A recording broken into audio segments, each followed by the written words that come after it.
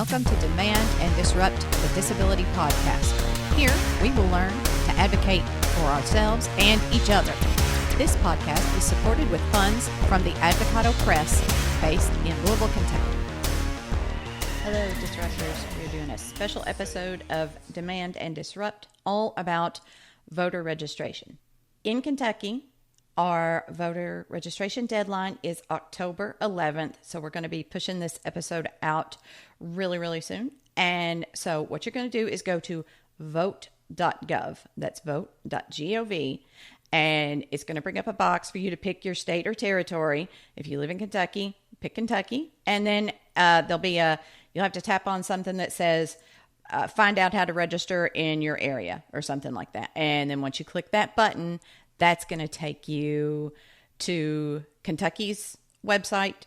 If you chose Kentucky, it'll take you to Kentucky's website to either pick to register to vote by mail on the website, or information about how to register in person. So everything you need, you can start out at vote.gov. That's your starting place. And if you're in Kentucky, like I am, then your deadline to register to vote is October 11th. And I know that's coming up real soon. So that's October the 11th. Don't forget to do that. Very important. Always vote. You'll hear that many times on this podcast. But since those of you who haven't registered before, if you did that, I'm going to show my appreciation for that by telling you a funny story in a segment that I call Stupid Stuff That Happens to Blind People. Actually, this is not necessarily a segment, but hey, you never know. It could be. So, Saturday, my family and I got up, and Michael usually handles most things food-related in the house, and that's just because I'm lazy. I may have convinced him that I couldn't do it. I may have. I may not have, but I may have. Anyway, so he was doing that, and he got me, this is what I get, see, for dishonesty. I had what we call yogurt with Crunchies, which is Greek yogurt with whatever, not even a little bit good for you, granola that we have in the house. So that's what I had. And so I sat down with my yogurt with Crunchies, and it did not smell the way honey vanilla yogurt should smell. It smelled different. And so I said, "Did you check the date on this?" And he said, "Yes, I did." And I said, "Are you sure?" And he said, "Yes." Now, my husband has many excellent qualities, many good things about my husband, but an awareness of time is not one of those. So he got the container out of the garbage because he had thrown it away, and it said, yeah, I checked it. It says September 27th. Right. And what's today? He said. And today, as it turned out, was October 1st. Notably later than September 22nd or September 27th. So now, I have been known to eat things that were a day or two out of date, whatever, but not coupled with bad smell. If it smells bad and it's out of date, then that just seals the deal right there. You don't eat that, right? So I did not eat it, and then proceeded to almost be convinced that my husband was trying to poison me. I mean, it's true. Not everyone would blame him if he did. I get that. I understand. I'm not an easy person to live with. However, really? Poison by yogurt? It seems excessive. So what I wonder is, do other blind people deal with this too? It's like someone else's sense of sight tops all the other awesome senses that we as blind people have. Like, I can smell things, I can hear things. It doesn't matter. Someone else's sense of sight tops that. And I am therefore less because I do not have that superpower, aka sight. So I'm wondering if anyone else has this kind of thing happen. If you want to send it in, just put in the subject line, the segment stuff blind people put up with, or stuff deaf people put up with, or really just anything. So what you want to do is you want to go on your phone. Tell me if this kind of stuff happens to y'all. I'm really interested. So you want to go to on your phone to your voice memos app or equivalent, whatever, and you want to just record whatever. If you've had a similar story, a similar thing happens to you, you want to record that, and you want to send an email to demandanddisrupt@gmail.com, and then just attach that file. Just send me that story as a file attachment. Demandanddisrupt@gmail.com. I would love to hear from you. Thanks, y'all. And now here's part 2 of my recent interview with Cass Irvin. Hello and welcome, Cass Irvin. It is wonderful to have you with us. Thank you. Glad to be here. I think sometimes we forget that government is not the weather. Okay. It's not some magical entity. It is people. Yes. And those people work for us. They are to do the will of the people. And we are the people every day. And we have to every day, we have to be making our will known to the people in government. That is called representative democracy, and that is what we have. And that's why we need to register and vote. That's true. That's why we need to register and vote. Cass, what is the state of voting for disabled people right now? What does it look like? Is that one of those open-ended questions, which I've decided I hate?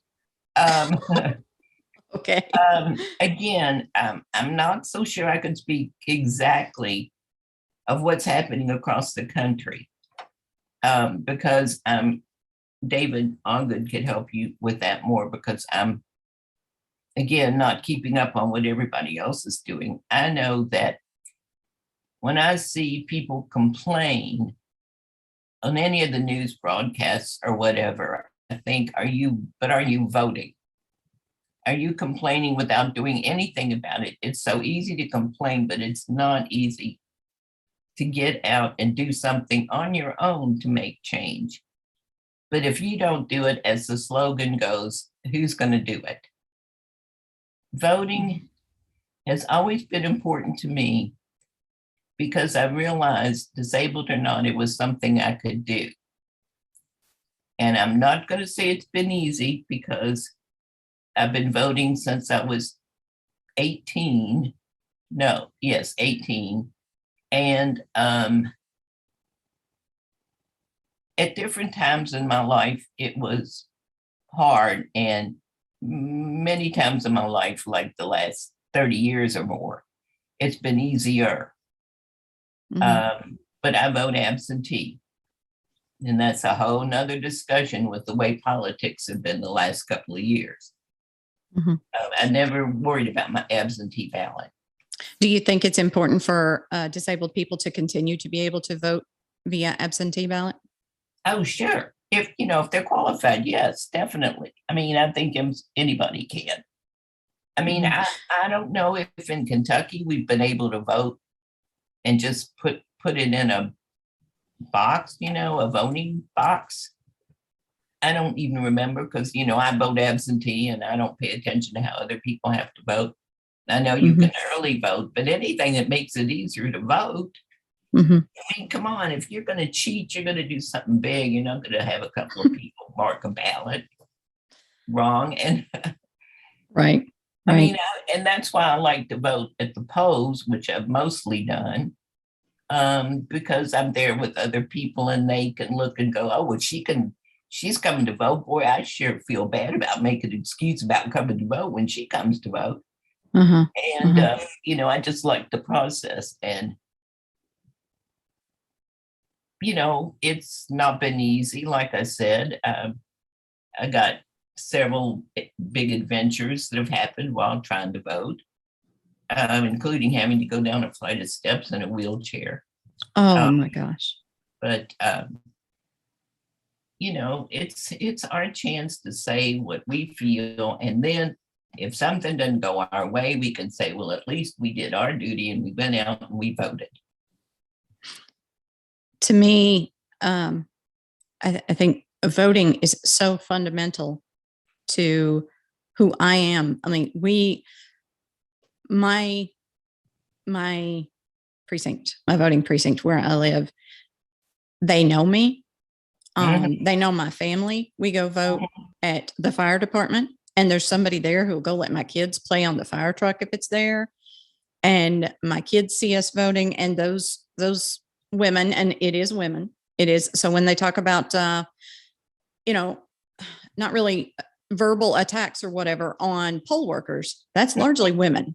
That is largely women and older women, and they're volunteering their time, and they've been doing it for years. And it bothers me that we aren't showing them the proper respect that we should. And I mean, I know that I am very likely the only person who uses the talking voting booth. Wow. I know that I am, but I would bet money that they make sure it's there for me, because they know I'm coming. They know if it's election day, they're going to see the Parsleys. And so they make sure that I have what I need to vote in privacy, independently. And it hurts me in my feelings, as my daughter says, that people are questioning those people's veracity and their patriotism. Those people who I feel sure have fought for me. And I mean, I know now there's talk of going back to paper ballots. Well, I'm blind. I don't know how I'm going to do that. I don't believe necessarily that it's more secure than what I've been doing all along.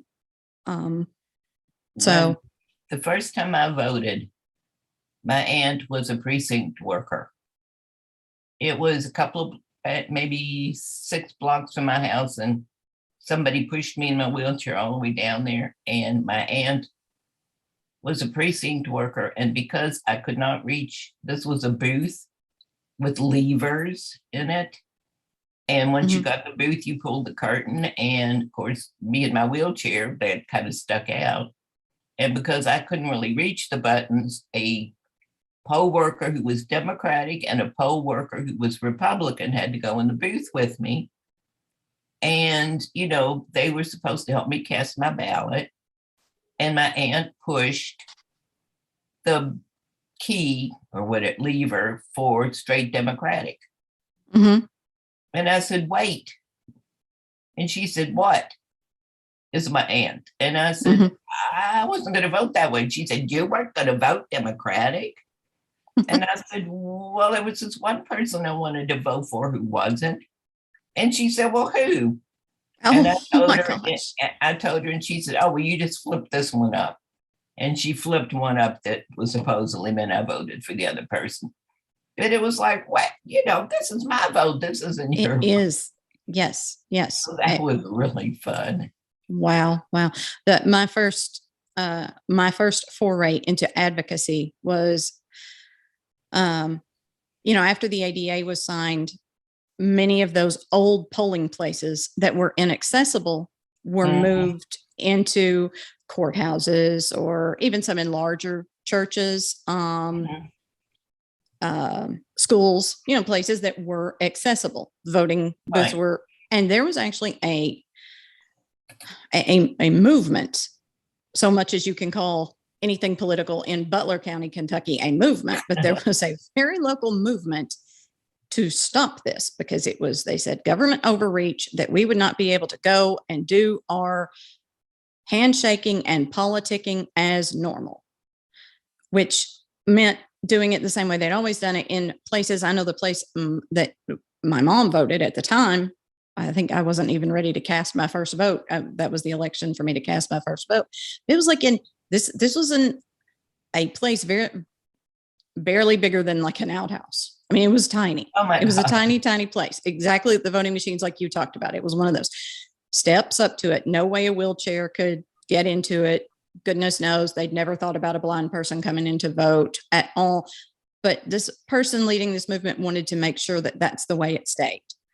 And so my first act of resistance was to write an article to put in the paper about Mhm. why that violated my civil rights.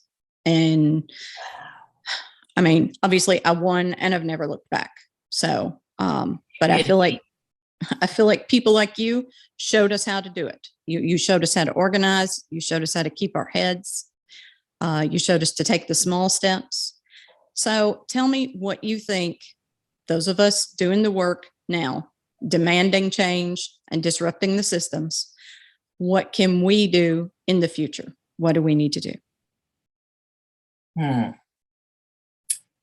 This might sound strange, but think about working for politicians. Think about trying to educate them. Think about trying to show up where they are and get to know them, because if they believe in your issues, they can do as much for you as a bunch of us marching on Washington can do. Wow. I know that's hard to say, but I mean, you do one of two things. You either get the people who make decisions on your side, or you work to get those people to learn what your focus is so they'll make decisions for you. I mean, disabled people, every time I start to say something, I think of what's contrary to that, because when you're in this business, you work very hard and people keep trying to tell you things you can't do. Yes. That's why it's hard for me to tell somebody else what they need to do, because I have a friend, and I tell you, for the last 30 years, she's shown up. And then one year she decided she had a voice. And the reason she decided she had a voice was because we were talking on the phone. And I asked her to talk to me about the problems with our transit authority. And she did, and I recorded it. And then I transcribed that recording and I gave it to her. And I said, "This is what you said, isn't it?" And she said, "Yes." And I said, "Well, just say this to Tark." I mean, people sometimes have the words, it's just they need help to get it done, or they just need to be around other people to support what they're doing. Mm-hmm. Did I answer your question? Yes, you did. Yes, you did. It's not an answer I wanted. I wanted there to be something easier, but yeah, no, that makes that makes perfect sense. Let me tell you something else. When you get a win, even if it's just a little win, it makes you feel so empowered, so strong, so capable. And the only example I have of that is, I've been around for a long time. I used to talk to politicians all the time whenever there was a public hearing. And I went to a public hearing for the Kentucky delegation was at a local neighborhood museum, just wanting to hear from the people about, because they were, Frankfurt, they were trying to decide what their constituents needed. So, we all got up and had a chance to speak. And I had my papers in my hands, because I usually write down what I want to say. And so when it was my turn to speak, I said, "You have to excuse me." I said, "I'm very nervous. I mean, I'm shaking my papers because I'm very nervous." And one of the senators, Kentucky state senators, sitting up, on the dais or whatever you call it, waiting to hear from us, said, "Cass Irvin, you're a liar." And it scared me to death. And it was David Karam. And he said, "I have never heard you nervous. I've seen you speak many times. I've never heard you nervous." And it made me immediately more tense, but then relaxed at the same time, because, I knew they knew I was talking, knew what I was talking about. Mm-hmm. And it's all personal experience. You just take what happens to you personally and you try to frame it in a way they can understand. Mhm. So Yeah. Make it personal. Make it personal. And the more the people who control the levers of power know you, then maybe that it has an impact on each vote I that they think so. take. And David Karen went on to run like Kentucky tourist agency downtown. So, and I'm sure he's known accessibility ever since we've done all this. Mhm.